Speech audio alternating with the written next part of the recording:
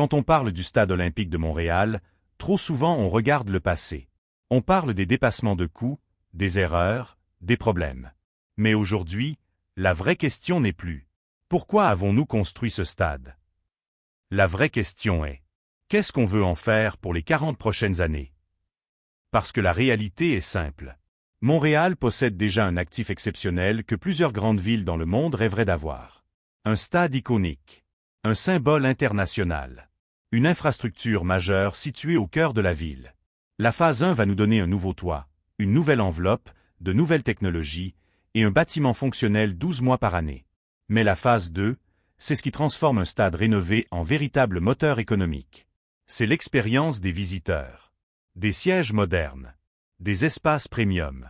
Des loges. Des restaurants et des zones sociales. Une technologie digne des grands événements internationaux. Parce qu'aujourd'hui, un stade n'est plus seulement un endroit où on regarde un événement. C'est une expérience.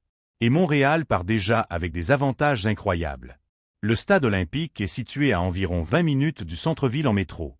Une station de métro directement à la porte. Des milliers d'espaces de stationnement déjà disponibles. Un site au cœur d'un quartier unique avec le biodôme, le jardin botanique, le planétarium et le stade Saputo. Avec le développement du transport collectif et du REM dans la grande région métropolitaine, l'accès aux grands événements devient encore plus stratégique. Plusieurs villes dépensent des milliards simplement pour créer ce que Montréal possède déjà. Un grand site événementiel connecté à la ville. Maintenant, regardons l'avenir. Le monde du sport change rapidement.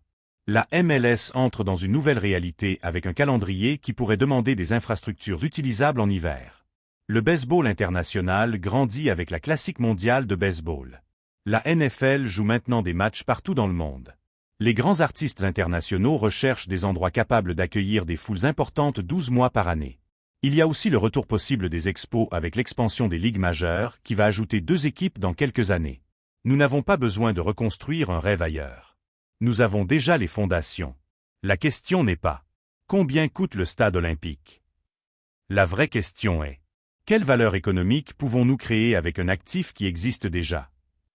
Maintenant il faut la vision et une collaboration de tous les partis politiques du Québec pour compléter ce projet structurant pour Montréal et le Québec. Le stade olympique ne doit pas seulement être réparé. Il doit renaître. Pour une nouvelle génération de Québécois. Et ce pour les 50 prochaines années.